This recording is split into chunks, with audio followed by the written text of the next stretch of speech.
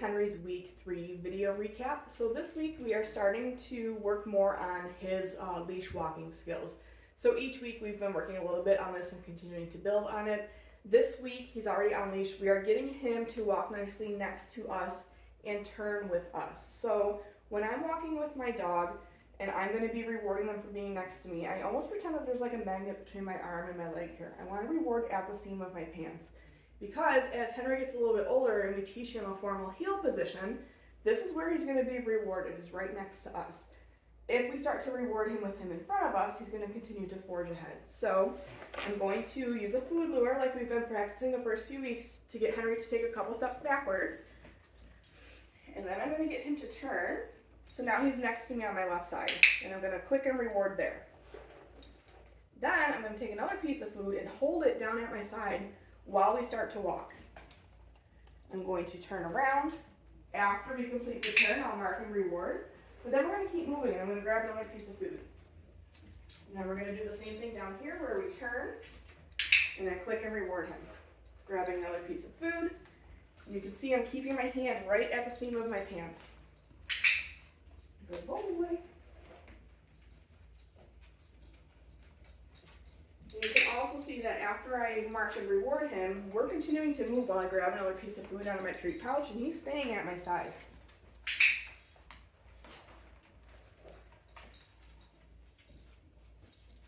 Nice work, bud. And then we've also been working on getting him to sit nicely next to us. Good job. A lot of times when we ask our dog to sit, they're out in front of us facing us. So eventually when we start to work on a more formal heel with Henry, I do like my dog to sit when I stop, especially if I'm coming up to a crosswalk or anywhere where I need to cross the street. I don't want to stop and have my dog continue into the street. So I do like to teach the puppies to sit next to us when we stop walking. So I'm going to reward him a couple times for staying in that position. Okay. And then use his release cue to let him out of that position when we're done. So I'm going to do this one more time. So using a piece of food to get Henry to take a couple steps backwards. And then getting him to turn around. Good man. Let's go. Letting him lick that piece of food until we complete the turn. Clicking and releasing it. Grabbing another one as we continue to move. Doing the same thing at the other end.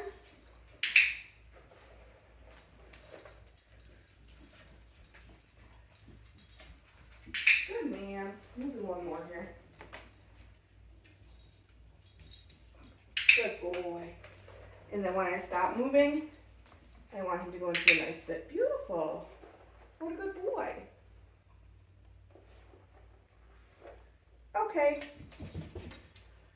So again, that's just the very beginnings of teaching our dog a formal heel position. Henry's still really young, so I really am not making it super formal and telling him heel or anything. I just want to get him used to being on leash, walking next to me at my side, being rewarded for staying at my side and not forging ahead. Good boy. Good job, bud. We've been continuing to work on Henry's sits and downs. So this week what we're focusing on is once Henry's in position, I'm going to start to take like a step or two away from him in different directions. So I want him to learn that no matter what position I ask him for, I'm not necessarily going to stay right next to him the whole time. So I'm just starting to add a little bit of movement to this. Okay, so I'm going to toss a reset cookie first.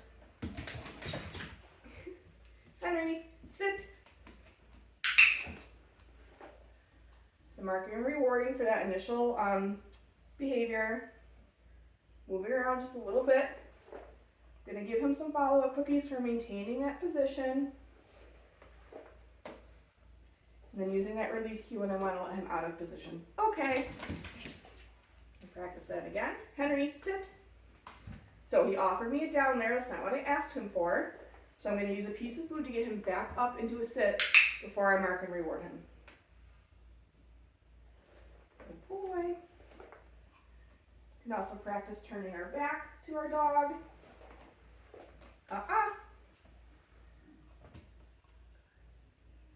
So he started to get out of position. I just waited until he was back in position there, or got him back into position. Okay. So we just want to remember that whatever we're reinforcing or rewarding with food is what he's going to do. So if we ask him for a sit and he goes into a down or gets out of position, if we reward that, he's going to learn that he can move around and do things other than what we asked as far as the position, and that he's still going to get rewarded for it. So just keep that in mind, that when you're rewarding him, you want to make sure he's in whatever position you asked him for. Go get it. And again, like, he's a little baby puppy right now, so I'm not going to be super strict about it. But as he gets older, we just want to be consistent with him. Down. Good man.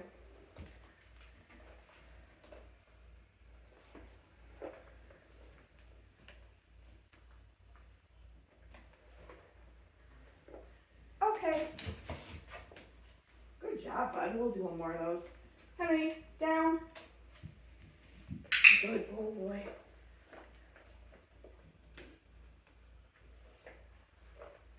Good job, buddy. Okay. We've been continuing to work on our hand targets, or our touch command. So I like to teach this to pretty much every dog that I work with, because you can use it kind of like as an informal recall. So if you need Henry to come back to you and he has a really solid touch command, you can say touch and he'll, come back over to you to hit your hand. Just a nice tool to have in your toolbox. All right, touch. So this week we are fading out having that food lure. So I'm just putting my flat hand out with no food in it. Henry, touch. Good boy. Touch. Nice work, buddy. Go get it. Henry, touch. Good boy. Good job, buddy. Good work. Okay, I'm gonna refill on my food here. We've been continuing to work with our mat. So I'm gonna toss a reset while I get this laid down. Go get it. Henry, go to your mat. Good boy. You're quick, bud. Okay, so he's been doing excellent with this. He's holding this nice down position. So what we're working on this week is kind of similar to those sits and those downs that we were just working on. I want to start to add distance, meaning I can move away from him and he's going to stay in this position on his mat. Also going to be turning my back to him. And I'll do this maybe 2 or 3 times and then I'm going to release him off the mat. Okay. I'm just going to fix this because it got all crumpled up here. Go get it. Henry, go to your mat. Beautiful.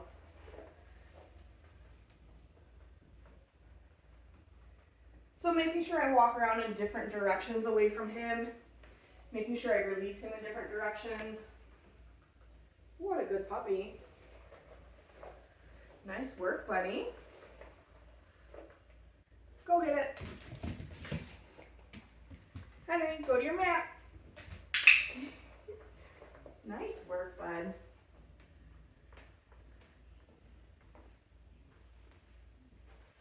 Good boy. Okay, we'll do one more here. Henry, go to your mat. Good boy. Smart boy.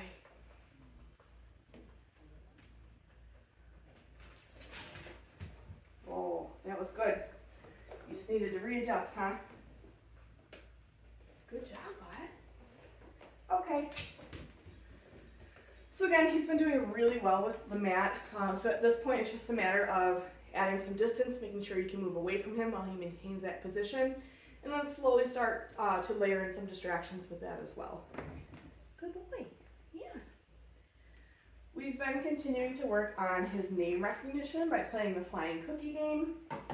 So with this, I'm going to toss a piece of food away from me.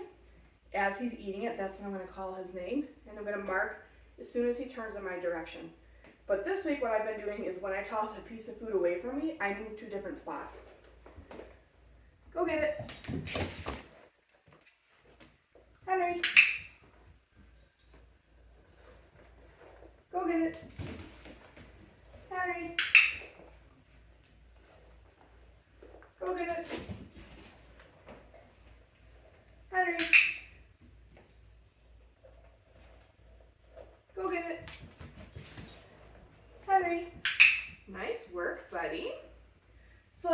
fun game you can play with him to really work on his name recognition and make sure that he's responding to his name the first time that you say it. He's been doing really well with that. We've been practicing that outside a little bit on the patio as well. Good boy, but he seems to know his name pretty well at this point. Good job, buddy. We've been continuing to play some crate games with Henry, so this week we've been focusing on distance and duration. The idea is that I want him to stay calm in his crate even when I walk away. So he's already in his crate, so I'm just going to toss a piece of food further in to get him to get his paws in all the way. So after I close that door, I'm just going to walk away into the living room. And then as long as he remains calm, I'll come back and reward him. Good boy. And I'll do this maybe twice.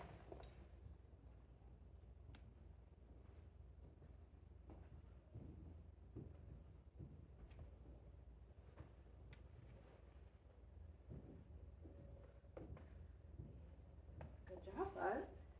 And then when I'm ready to let him out of the crate, I am going to meet him at the threshold with a piece of food. I want him waiting until I say okay to release him out of the crate, instead of just forging his way out as I'm opening the door. So this is a little bit challenging with this crate because the door is so big. You should have a much easier time if you're using the crates that have the doors that swing open. Okay? So I have a piece of food in my hand, meeting him right at that threshold as I open it up. Okay. Using that release cue to let him out of the crate. Henry, crate. Good boy.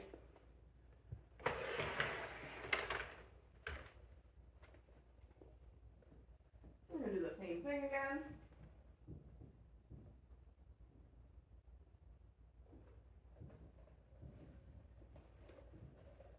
Good job, buddy.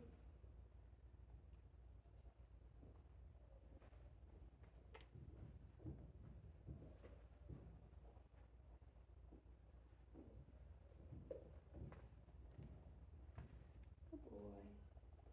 Here's we're going to meet him at the threshold. Okay. Nice work, bud. Good boy. I've been working a little bit with Henry on some cooperative toy play. So we've been using this Flirtful, which he really seems to enjoy playing with.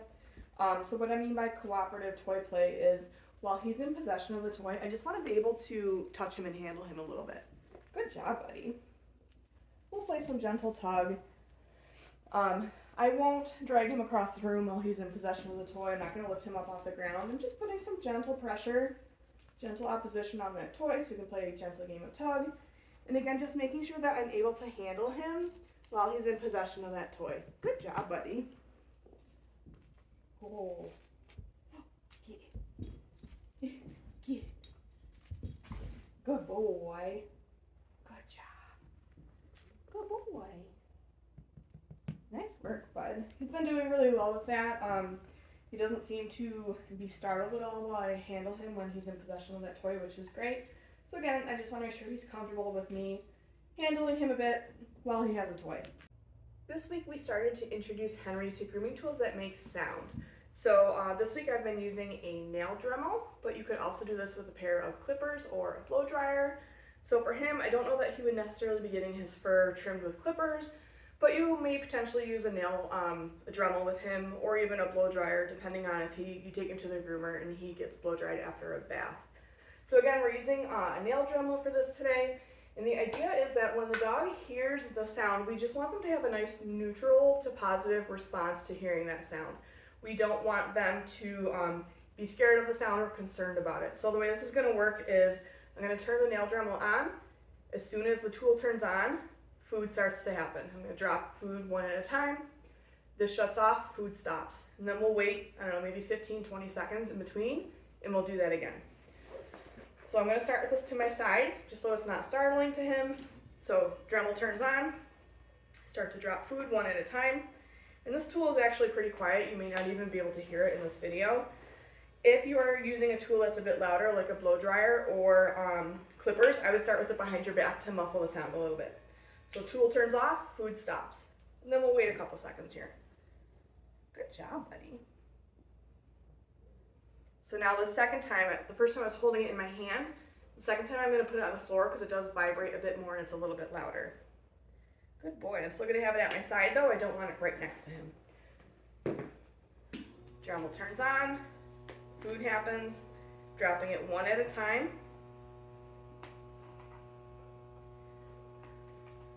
Dremel stops, food stops. Good job, buddy. Good boy. So we'll wait a couple seconds in between. Good job, buddy. And then on this last repetition, I am going to have the tool just a little bit closer to him.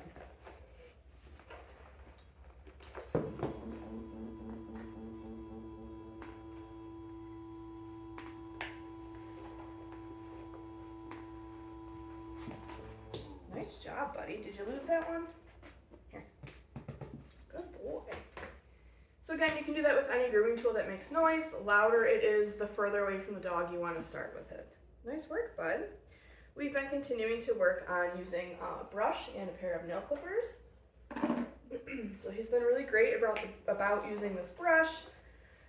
So this week, what I'm working on is just adding a little bit more duration to this. So instead of just brushing him once and then giving him the reward, I'm going to do it a couple of times.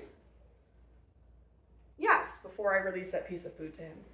And I'll do this on different parts of his body. So like I'll do this on his back end here.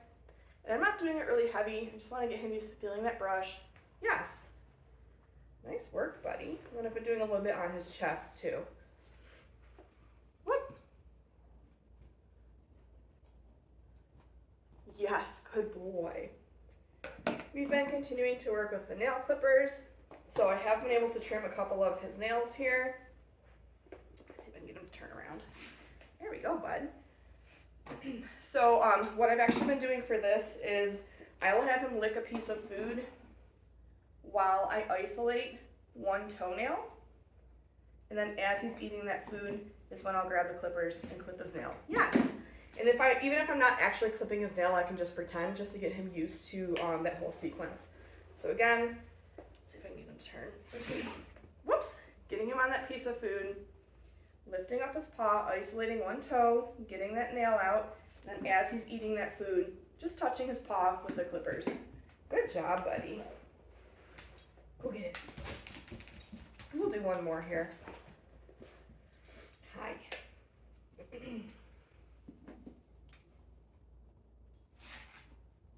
Sit down. What a good puppy. What a good puppy. Yes, good boy. So if you aren't quite comfortable trimming his nails yourself, you can absolutely still practice this. You're just not going to actually clip his nails, just to get him used to this whole sequence of events, getting him used to seeing the nail clippers, feeling them, and all that good stuff. Good job, buddy. We've been continuing to work on Henry's body handling this week as well. So for restraint holds this week, we are adding in putting our other hand up around his neck a little bit. So for this, I'm getting him on a piece of food. My hand is going to slip underneath his belly, but now when he takes that piece of food, my other hand's going to go around his neck. Yes. And I'm not holding it for very long, just a couple of seconds. Good job, buddy. For his ears, we are still just doing some massage, but adding a little bit more pressure and duration to this. Yes. Nice work, buddy. And then for his tail, same thing, adding a little more duration and a little bit of pressure to this. So now when I lift up his tail, I'm putting just a little bit of pressure on it, holding it for a few seconds, yes, before I mark and reward. Good job, bud. He's been doing really well with body handling. I don't see any hesitation from him when I'm working with different body parts or grooming tools, but continue working on it with him because we want to make sure that he has a really, neutral to positive association with all these things as he gets into adolescence and then into adulthood. That is it for Henry's week 3 video recap. Make sure you're looking at your video library as well as your handouts for more information on all the skills we've been working on with him this week. Good boy.